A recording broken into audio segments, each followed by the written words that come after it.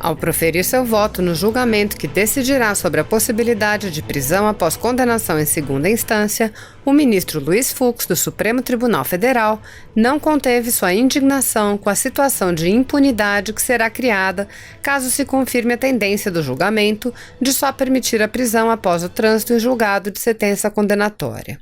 O ministro Luiz Fux leu um breve apanhado de crimes horrendos que permaneceriam sem qualquer punição se a prisão em segunda instância não fosse admitida.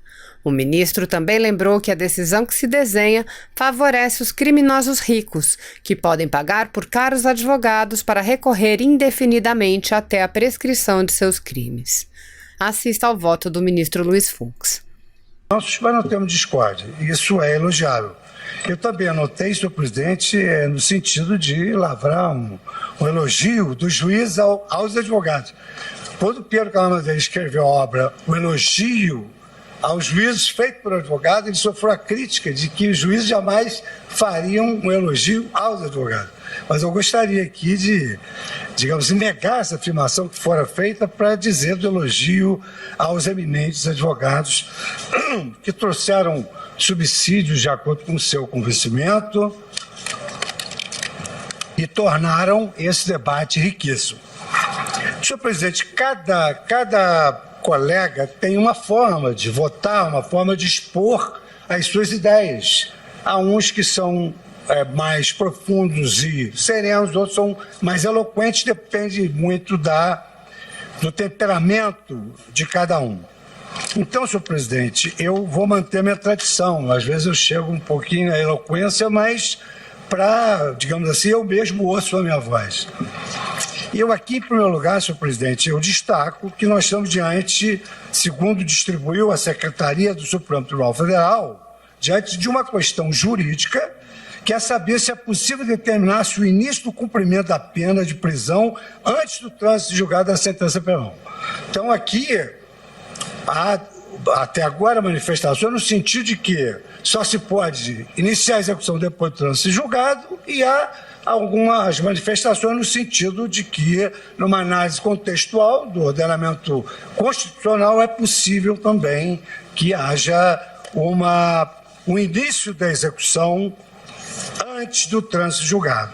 E aí, senhor presidente, o que me levou a seguir o perfil que eu tenho no ato de votar foi trazer aqui alguns casos práticos em relação aos quais nós vamos verificar se era razoável que essas pessoas que participaram desses fatos pudessem aguardar somente o trânsito julgado da decisão para iniciar o cumprimento da pena, tendo em vista que é de sabença que no sistema processual brasileiro uma decisão para transitar em julgado leva muitos anos.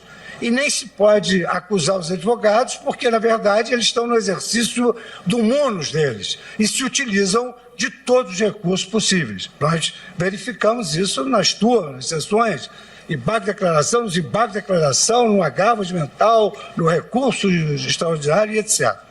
Então, senhor presidente, eu gostaria primeiro de fazer esse teste, para meu convencimento, sobre se essas questões passariam pelo crivo da afirmação de que só se deveria iniciar a execução dessas penas, desses fatos, só depois do trânsito julgado, anos a fio.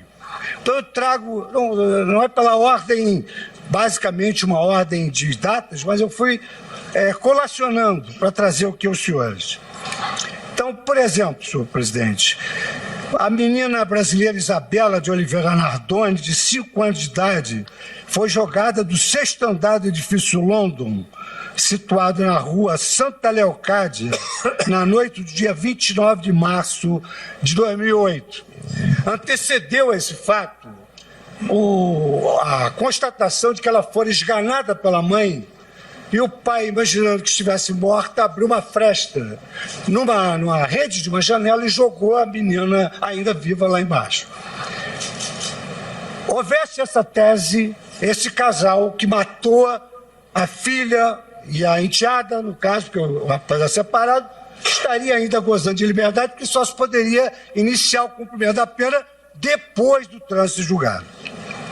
Senhor presidente, trago também, aliás, eu deveria destacar isso, Isso foi, eu fiquei tão impressionado com esses casos que eu liguei para o colega Alexandre Moraes no sábado e perguntei a ele se havia assistido um documentário sobre esses crimes bárbaros. Aqui, por exemplo, em São Paulo tem um caso famoso do Champinha. O Champinha, ele se aproveitou que um jovem e uma namorada que faziam um acampamento numa mata lá em São Paulo, a menina jovem e o rapaz também, na faixa de 17, 18 anos, ele se aproveitou desse fato e ele, então, tornou esses jovens reféns. Um grupo de amigos abusou da moça o quanto pôde, mas para que assim pudessem fazê-lo, matou o jovem, matou o rapaz e, posteriormente ao estupro coletivo, mataram a moça também. Houvesse essa regra de iniciar a execução somente depois do trânsito julgado, esse Champinha estaria livre.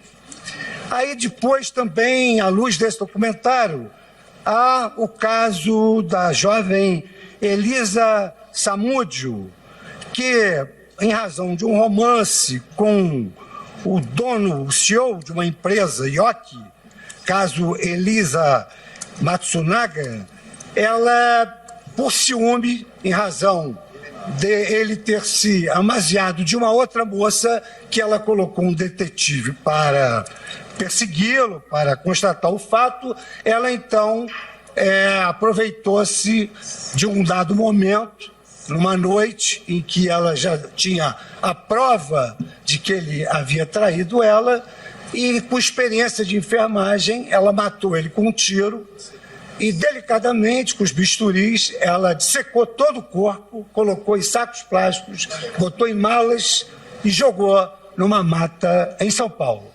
Então, esse caso da Elisa Matsunaga também, ela estaria em liberdade, porque só se poderia iniciar a execução da pena depois do trânsito julgado.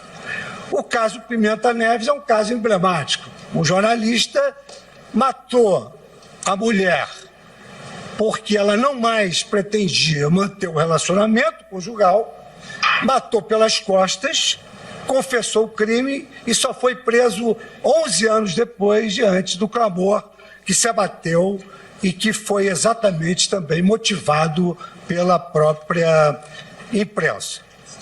Não bastasse esses casos assim, que não perpassam pela uma lógica razoável de aguardar o trânsito julgado para iniciar a execução, eu chamaria atenção, por exemplo, no caso dos anões do orçamento. Valor desviado, 800 milhões. E para lavar o dinheiro, o responsável por esse fato danoso aos cofres públicos, ele assentou que comprava bilhetes premiados na loteria. Por isso ele foi considerado um dos maiores homens de sorte do Brasil. A Operação Navalha na Carne, eu pertencia ainda ao STJ, em 2007, uma empreiteira Guatama realizou obras públicas e houve o desvio de 1 bilhão e 600 milhões de reais. Houvesse essa regra, efetivamente não se poderia iniciar a execução da condenação a que foi submetido. Para não dizer que estamos com espírito corporativo, eu cito o caso do juiz Lalau, do TRT, que desviava verbas na construção do Fórum do Tribunal Regional do Trabalho de São Paulo. Dos 232 milhões destinados à construção, 169 milhões e 500 mil reais foram desviados. Houvesse essa regra da impossibilidade de cumprir-se a execução da pena antes do trânsito julgado, certamente esse juiz não teria sido preso. Cito ainda casos aqui das várias de acidentes do trabalho, em que um acidentado tinha a mesma doença e promoveu demandas do Brasil inteiro, e o INSS não tinha controle dessas ações e o desvio foi de 3,7 bilhões em valores atuais, metade do orçamento do INSS. Vampiros da saúde, E também, banestado, houvesse essa regra, não se poderia... O Alberto Youssef, na verdade, ele foi o grande colaborador da Operação Lava Jato, porque ele já fora indiciado, punido e condenado na Operação Banestado. Então, essa regra impediria, por exemplo, a prisão não só desse doleiro Alberto Youssef, mas também de vários outros que atuaram na Operação Lava Jato, cujo prejuízo causado à Petrobras é de 88,8 bilhões. Então, essa regra, no meu modo de ver, ela não resiste à realidade prática. E, na verdade, o direito não pode viver apartado da realidade, com a devida vênia. Aqui da tribuna, o advogado-geral da União, ele fez uma indagação depois de depois de expor as suas razões. Isso é justiça? Será que é essa a justiça que se espera de um tribunal? Vamos contemplar essas situações e só depois do trânsito julgado iniciarmos a execução da pena? Senhor presidente, um dos maiores teóricos da justiça foi Hans Kelsen.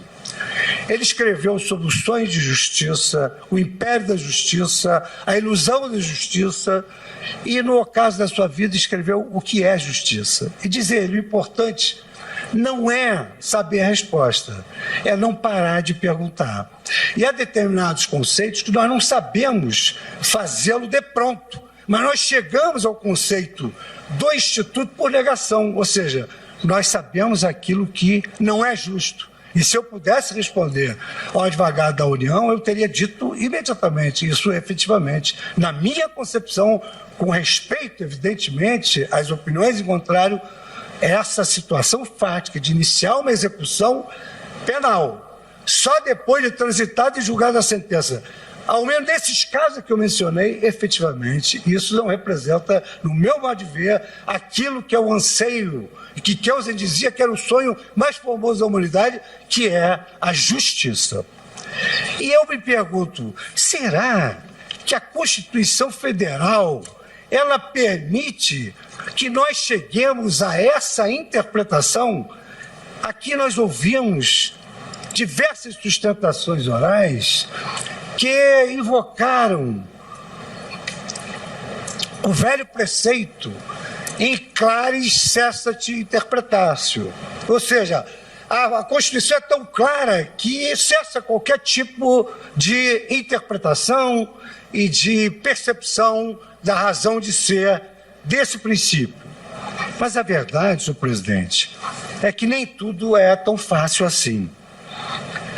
Um dos maiores filósofos do direito, o eminente filósofo Gustav Radbruch, afirmava: não é pura e simplesmente um pensar novo essa leitura da lei, aquilo que já foi pensado, mas pelo contrário, um saber pensar até o fim aquilo que já começou a ser pensado por um outro. Numa obra memorável, Métodos de Trabalho do Direito Constitucional, o professor Friedrich Miller assenta que uma norma, no sentido da metódica tradicional, pode parecer clara, ou mesmo unívoca no papel. Já o próximo caso prático ao qual ela deve ser aplicada pode fazer que ela se afigure extremamente destituída de clareza.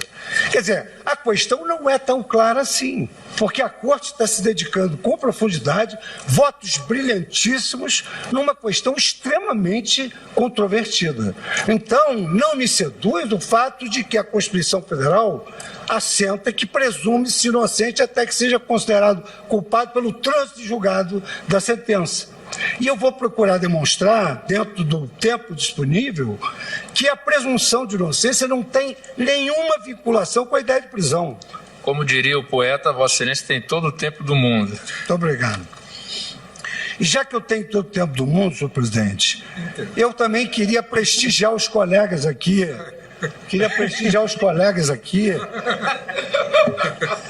E dizer a Vossa Excelência que eu colho da obra também do eminente doutrinador constitucionalista, ministro Gilmar Mendes, a afirmativa de que o exercício da atividade jurisdicional, ele demanda uma percepção das exigências sociais. E afirma ele, as exigências sociais são imediatamente absorvidas e racionalizadas pelo aplicador do direito sob a forma de mutações normativas ou novas leituras dos mesmos enunciados normativos.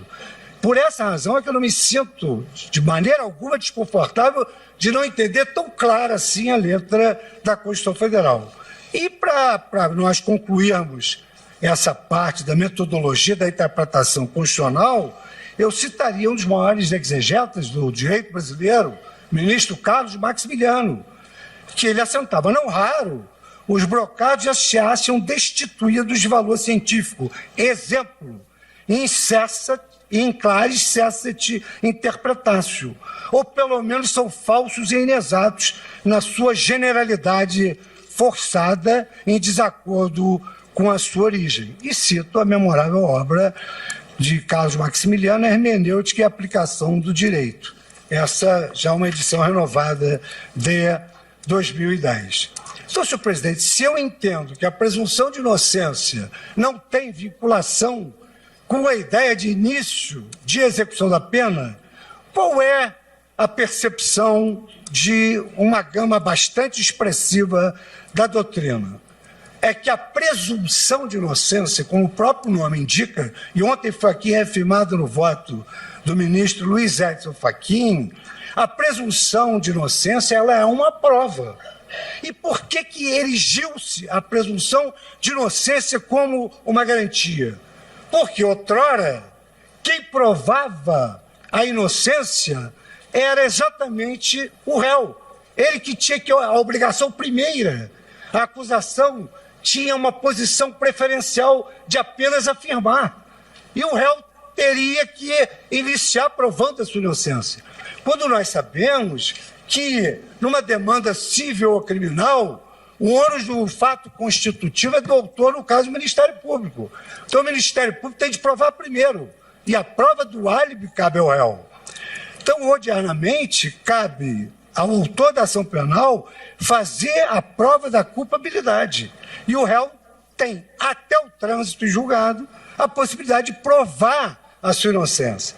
O que a Constituição quer dizer é o seguinte: até o trânsito em julgado, o réu tem condições de provar a sua inocência, e mais ainda o direito brasileiro é pródigo, porque mesmo depois do trânsito em julgado, como a ministra Rosa citou um caso aqui excepcional, que efetivamente foi julgado pela primeira turma à luz do exame de DNA, até mesmo depois do trânsito em julgado, o réu pode provar a sua inocência através de uma revisão criminal, que é uma ação autônoma de impugnação só deferível ao réu, não é deferível ao Ministério Público.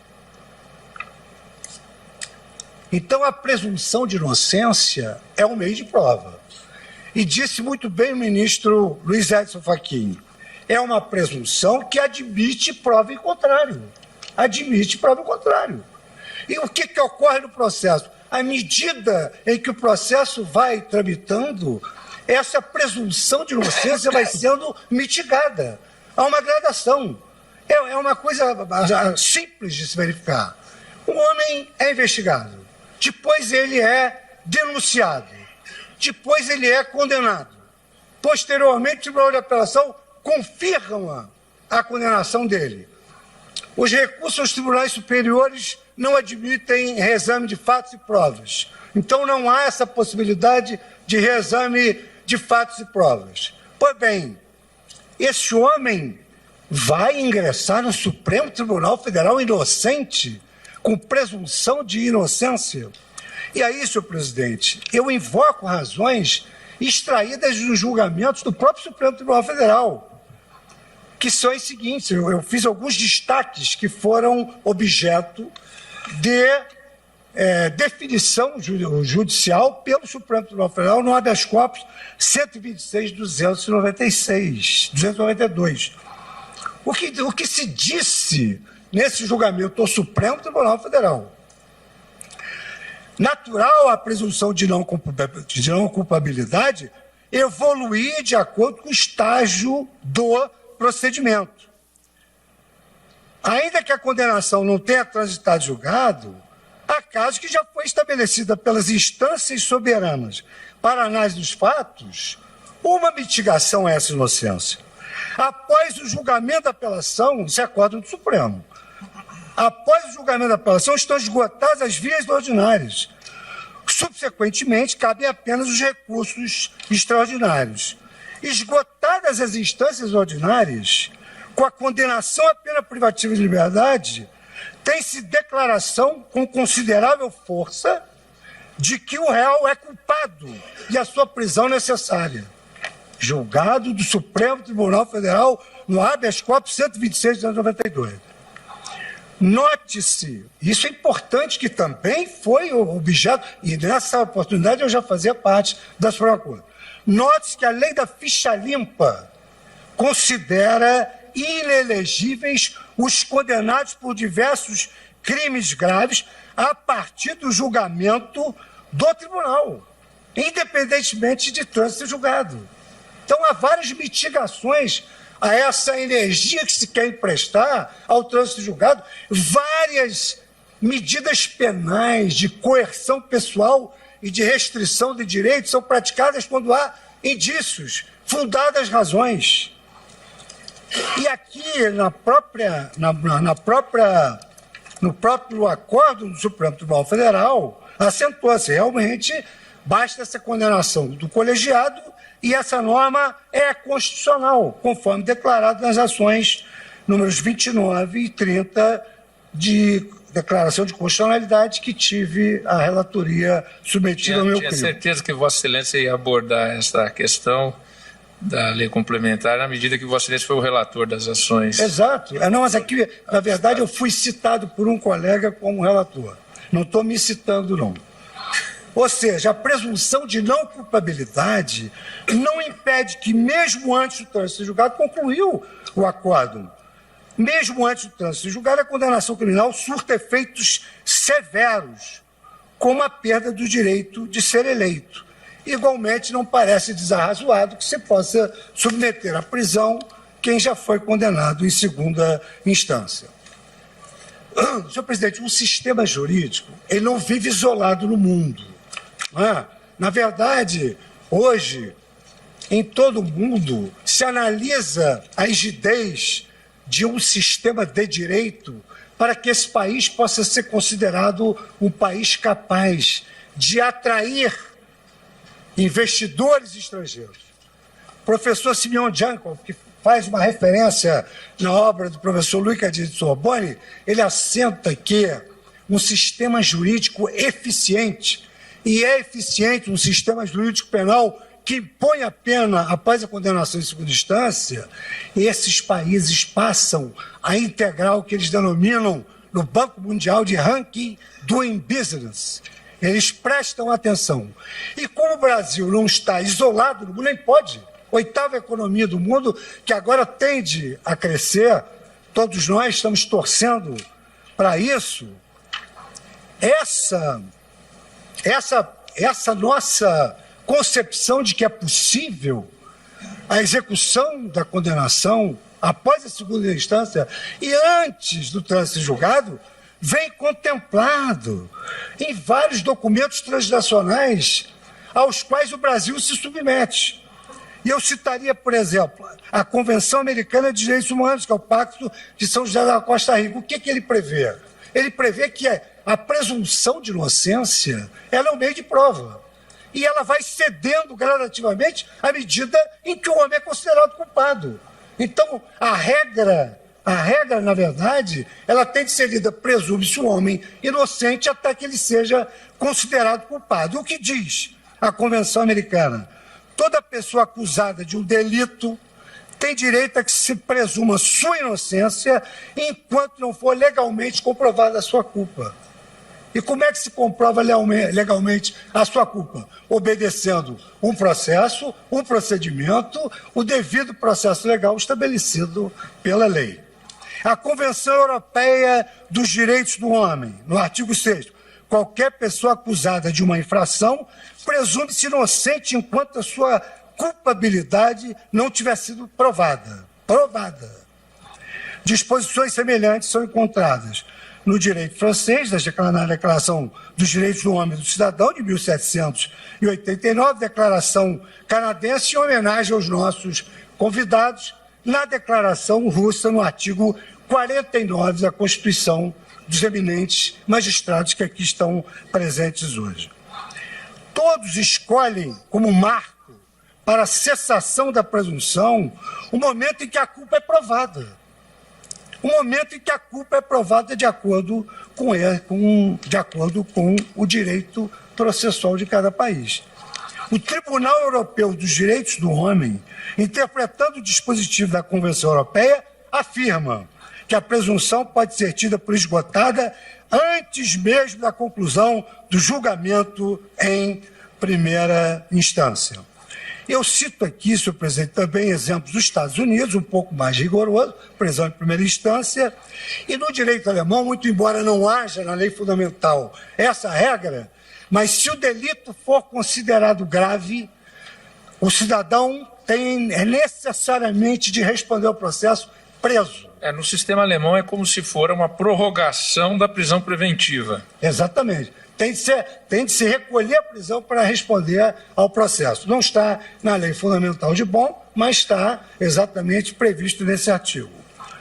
E, na verdade, isso digamos assim, um natural caminhar da evolução do direito, porque os sistemas da família do civil law e da common law, eles tendem a se interpenetrar. O Brasil não é mais um sistema oriundo de origem romano-germânica. O Brasil hoje tem vários institutos do sistema anglo-saxônico. E é por isso que nós importamos uma série de instrumentos na área penal. Vossa Excelência foi o relator de um voto brilhante sobre delação premiada, que veio exatamente do sistema anglo-saxônico. Nós temos várias influências, então nós temos de levar em consideração o que se passa no mundo. Então, digo eu que, de qualquer forma, a interpretação da presunção de não culpabilidade não pode perder de vista nosso próprio ordenamento. Nosso país tem um intrincado sistema judiciário. Na base há duas instâncias com ampla competência para análise dos fatos e do direito. Logo acima temos as instâncias extraordinárias, com competência somente para a análise de questões federais. Em suma, a presunção de não culpabilidade é o direito fundamental, segundo a jurisprudência dos tribunais superiores, que impõe o ônus da prova à acusação e impede o tratamento do réu como culpado antes. Mas, se porventura houver a caracterização que houve a condenação e que a culpa ficou demonstrada, a lei pode impor a prisão, à luz desses ordenamentos. Aí poder-se afirmar, mas e se houver um erro? Que o ministro Luiz Roberto Barroso citou um percentual mínimo. E se houver um erro? Nada na sociedade tem risco zero. A engenharia foi feita para erigir prédio e assistimos agora um prédio cair em Fortaleza. A medicina foi feita para curar, mas às vezes o tratamento médico mata, como verbo e graça a quimioterapia. A energia nuclear. A energia nuclear é hoje um ponto importante na estratégia dos países. O Brasil acaba de importar, em razão do pré-sal, vários submarinos nucleares. Mas quem quer que tenha assistido o documentário sobre Chernobyl há de se convencer de que energia nuclear mata e mata muita gente. Só a aspiração das fuligens, além de ter isolado quilômetros e quilômetros do território da União Soviética, matou adultos e crianças nasceram com deformação. Logo, nós não estamos aqui a fazer tábula rasa e a determinar que se aplique sem qualquer juízo crítico a condenação emitida pelo juízo de segundo grau. Mas se houver, senhor presidente, equívocos, sempre há remédios. A nossa turma, trabalha todas as terças-feiras com 99,9% de habeas corpus, que são impetrados numa utilização que eu entendo epidêmica desse remédio heróico, para tratar exatamente de supostos vícios em relação às condenações. Então nós temos recursos, nós temos habeas corpus, nós temos revisão criminal. Então há vários recursos para que se possa eventualmente remediar esse índice diminuto, ínfimo, de erros judiciários diante da ampla cognição que o juiz de primeiro grau e o Tribunal da Apelação realizam em relação aos fatos e às provas. E daí a razão da legitimidade, de iniciar essa execução depois da condenação da segunda instância. Porque o Supremo Tribunal Federal vai analisar a questão constitucional, não vai analisar autoria e materialidade. E o Superior Tribunal de Justiça vai analisar também questões infraconstitucionais e não autoria e materialidade. Culpado já é e cedeu, nesse momento, a presunção de inocência. Porque o cidadão culpado ele não pode ser ao mesmo tempo culpado e inocente. Senhor presidente, além, digamos assim, desses aspectos até aqui mencionados, eu assentaria que afirmar com a devida vênia, eu peço todas as escusas, eventualmente, pela maneira enfática com que eu tenho o hábito de defender os meus pontos de vista, sempre respeitando as opiniões dos colegas, nunca intercedi em voto de absolutamente ninguém, mas também não abro mão de ser aquilo que o meu interior me pede, que seja convincente consigo mesmo.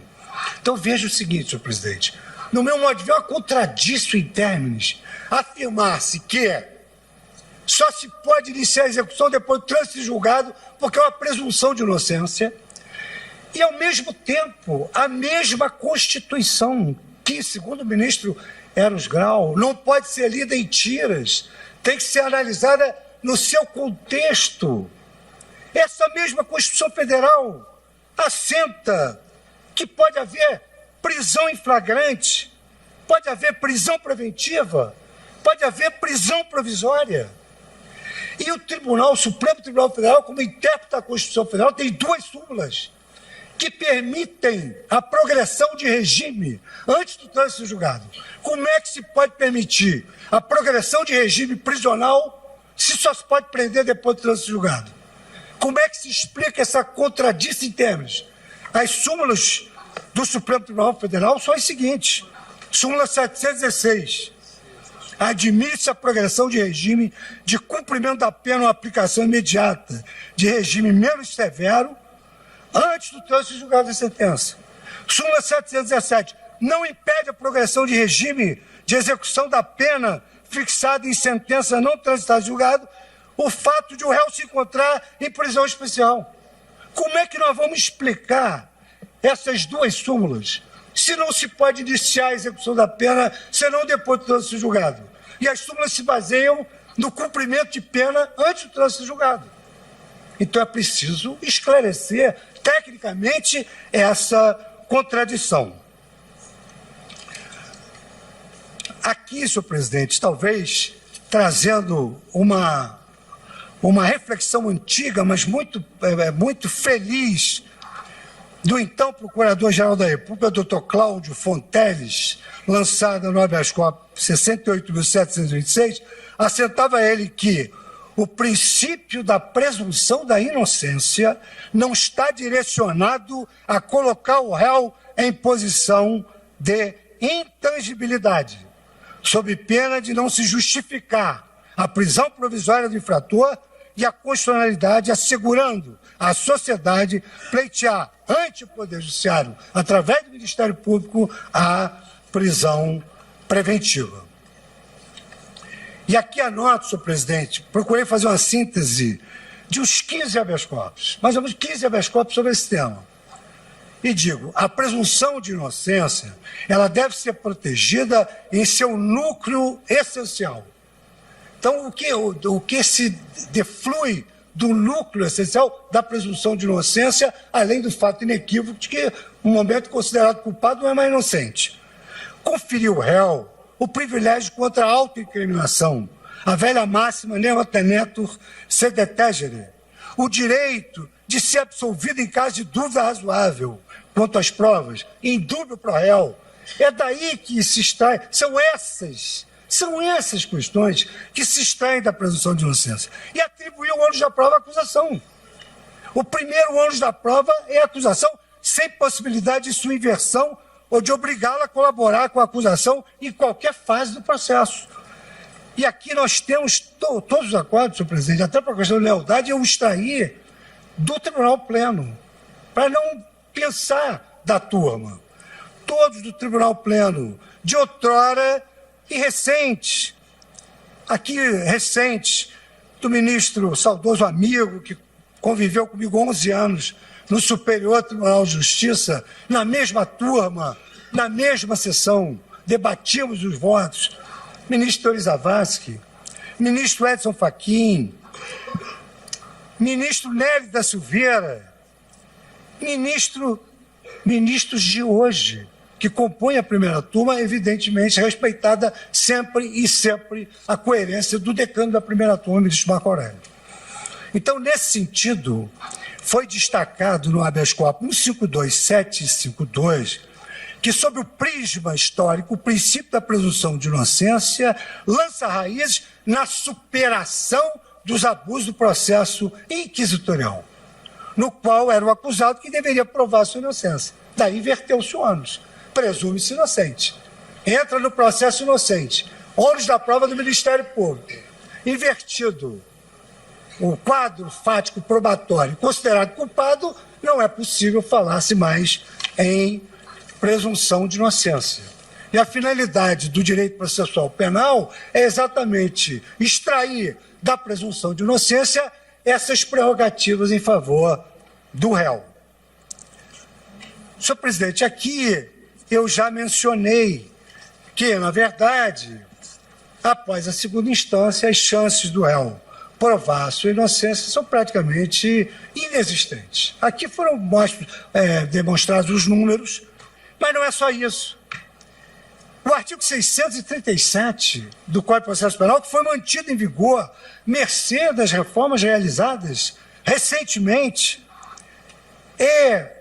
no afã de não deixar que se instaurasse, através de uma arquitetura legislativa à impunidade, afirmou: os recursos para os tribunais superiores, artigo 637, não tem efeito suspensivo e os autos devem baixar para o cumprimento da pena.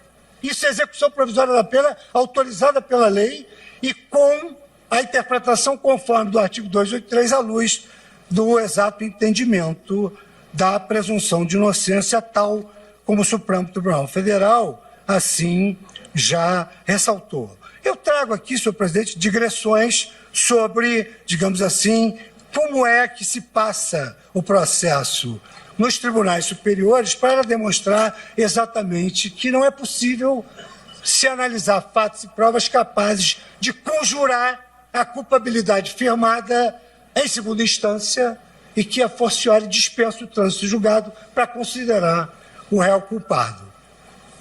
Senhor presidente, há uma grande diferença que, durante muitos anos, levou a doutrina brasileira de processo, que é um instrumento de realização de justiça, a ter uma certa baixa estima, era a falta de efetividade da prestação judicial. Então afirmava-se que no sistema anglo-saxônico o juiz não condena, ele ordena. E no sistema da civil law, os juízes são meros burocratas. Eles condenam para depois se iniciar uma execução onde se pode também deduzir questões que deveriam ter sido suscitadas anteriormente. Essa era uma queixa dos processualistas de direito penal e de processo civil. Um grande conselheiro da Corte de Cassação italiana, professor Proto Pisani, ele afirmava: todo cidadão tem o direito a uma duração razoável do processo, tem direito a uma tutela jurisdicional específica, que, segundo o que Ovenda afirmava, era que ele deveria obter aquilo que ele obteria se não tivesse havido a lesão ao seu direito. Então ele afirmava: quello e tutto quello que é diritto de conseguire. Então era essa a expressão, aquilo justamente aquilo que ele tem direito de conseguir. E isso também se aplica sobre o plano do direito penal. Sobre o ângulo da efetividade do processo penal, eu trago aqui a colação uma belíssima passagem que explica isso. Quer dizer, por que nós não podemos iniciar uma execução depois do trânsito em julgado, pelo tempo que leva uma decisão de transitar em julgado? Se tem exemplos aqui que não resistem a essa afirmação. Como é que se poderia deixar aquela gente, e isso aqui é aplicar esse adjetivo, solta até o trânsito em julgado, crimes bárbaros contra o ser humano, contra a administração pública? E aqui o ministro Francisco Rezec, que era também chamado o senhor das ideias e das palavras, no habeas corpus 71.026, ele afirmava: há países onde se pode conviver sem consequências desastrosas, com a tese segundo a qual a pessoa não deveria ser presa senão depois do trânsito julgado da decisão condenatória. São países onde o trânsito julgado ocorre com rapidez, porque não conhecem nada, absolutamente nada, semelhante à nossa espantosa e extravagante prodigalidade recursal. Habeas corpus 71.026. Senhor presidente, ontem houve realmente um momento de perplexidade suscitado por um questionamento. Por que nós vamos mudar agora a jurisprudência? Qual vai ser o benefício? O direito vive para o homem, não o homem para o direito. Então não adianta dizer que não interessa a sociedade. Interessa a sociedade. Todos os poderes se exercem em nome do povo. Todos eles. É claro que nós vamos fazer pesquisa de opinião pública para julgar uma causa entre A e B. Mas se tiver em jogo uma razão pública ou um valor moral, nós temos de ouvir a sociedade. A sociedade, nós somos homens tirados da sociedade. Nós nos submetemos a um processo democrático de sabatina no Congresso Nacional. Então veja, presidente, assim, essa indagação, hoje publicou-se em fevereiro de 2009, havia essa jurisprudência que só se iniciava a execução quando transitada em julgado a decisão e não cabia mais recurso. Em 2009. 2016 veio a Corte e mudou o entendimento sob o fundamento de que ocorrera um overruling, uma modificação prospectiva em razão de um novo sentimento constitucional dos destinatários do direito. Quem são os destinatários do direito? A sociedade, é claro. Nós não fazemos lei para ficarmos aqui aplicando sem verificarmos como é que ela produz as suas externalidades. O direito, ele na verdade, o direito, ele conforma o comportamento humano. A pessoa tem que saber o que pode fazer, o que não pode fazer. E é o direito que assim dispõe. Então, em 2016, foi reafirmada essa jurisprudência. Em 2018, confirmou-se mais uma vez essa jurisprudência. Qual é o benefício de mudar essa jurisprudência agora? Vai atender o quê? Essa viragem jurisprudencial. E ontem, eu, efetivamente, como é do meu feitio, suscitei uma questão preliminar que foi rejeitada sem a manifestação do plenário, mas que posteriormente o ministro Alexandre Moraes também me deu a honra de alguma maneira, afirmar que havia uma sombra de juridicidade nessa questão. Por quê? Porque, senhor presidente, se nós estamos dispostos, e nós estamos, nós aqui julgamos todos os recursos, fixamos teses. Se nós estamos dispostos a criar os precedentes, porque precedente evita erro judiciário, precedente favorece a autocomposição que é a melhor forma de conciliação entre as pessoas e otimiza o relacionamento social. Precedente confere previsibilidade. Se nós queremos criar a nova cultura do precedente, nós temos que introjetar todas as ideias que norteiam os precedentes judiciais. E a mudança de precedente, ela não pode se fazer assim, sem uma motivação profunda. Nós estamos aqui desde 2016 dizendo essa regra salutar, ela evita a impunidade. E agora nós vamos mudar por quê? Qual a razão de se modificar essa jurisprudência? Então aqui, senhor presidente, eu trago uma série de manifestações de cortes superiores, de doutrinadores, Frederick Schauer, trago aqui Michael Gerhardt, trago aqui professores de Harvard, que têm o veso, têm o hábito de tratar com o precedente. Aqui o ministro Alexandre até citou, é verdade, que no início da House of Lords não se podia modificar o precedente. Mas eu fiz uma pesquisa, ministro Alexandre, vocês têm razão, o professor Harris Cross, na obra sobre Precedent in English Law, ele afirma que somente essa superação de não poder mudar os precedentes ocorreu de forma inequívoca apenas em 8 casos. Apenas em 8 casos. A mesma coisa ocorre nos Estados Unidos. E quando nada, vamos ficar no Brasil. Nós temos uma ordenação processual nova que afirma a jurisprudência tem de ser coerente, íntegra e estável. Isso é uma norma improcedendo, que se aplica a juízes e tribunais. Se a jurisprudência tem que ser íntegra, coerente e estável, surge novamente a pergunta: por que nós vamos mudar? Mas por que nós vamos mudar a jurisprudência do Supremo Tribunal Federal?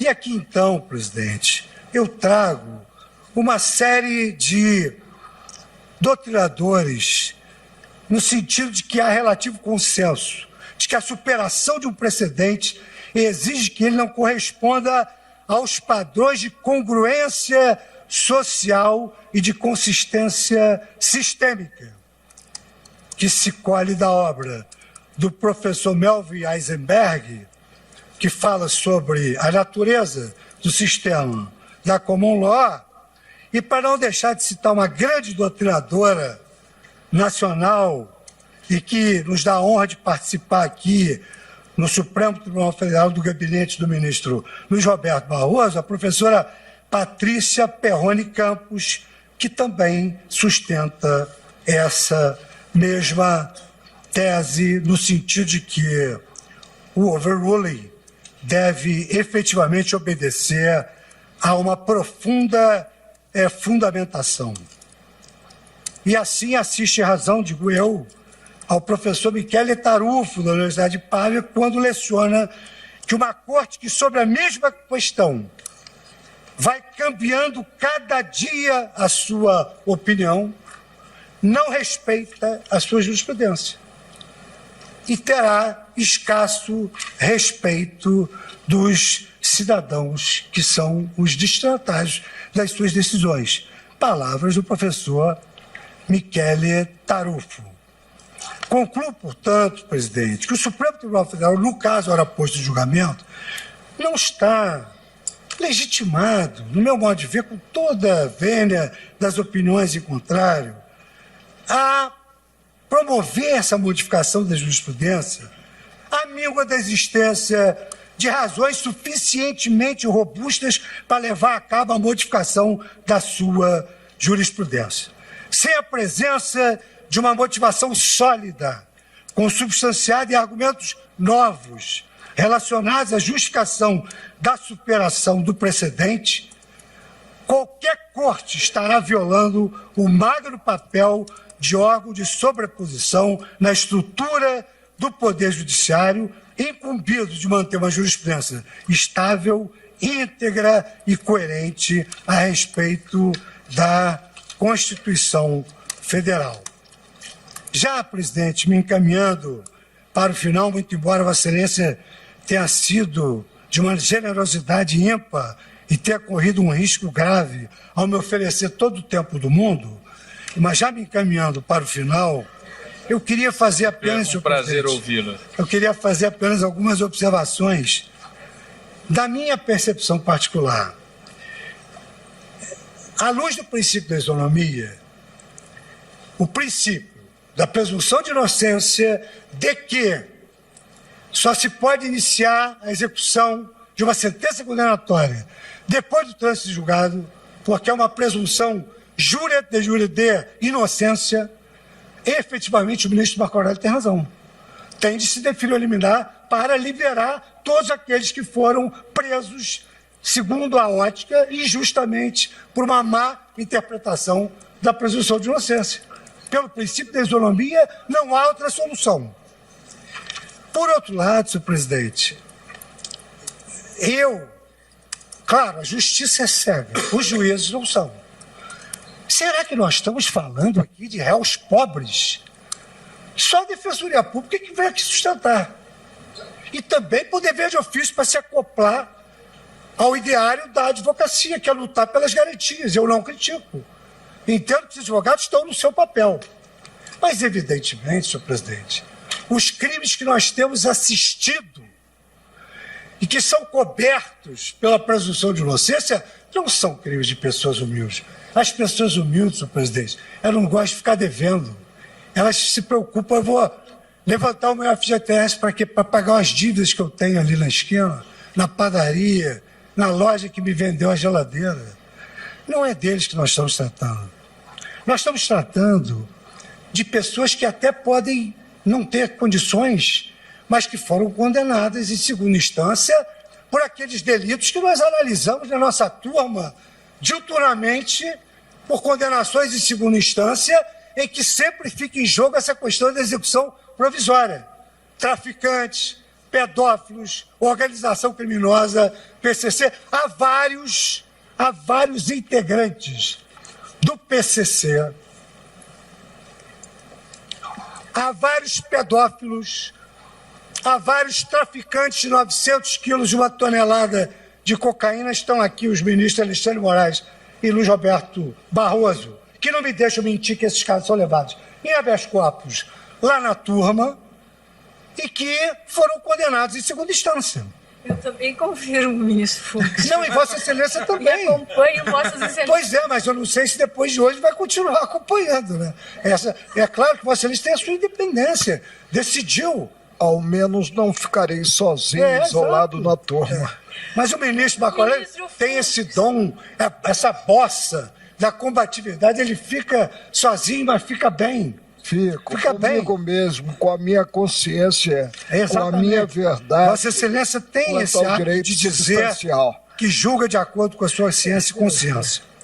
Então, senhor presidente, como entendo que essa regra não perpassa, até pela lógica do razoável, eu também gostaria de refutar essa questão de que essa visão tortuosa da sociedade, ela é levada a efeito por uma opinião pública apaixonada ou por uma opinião pública construída à base de uma mídia tendenciosa.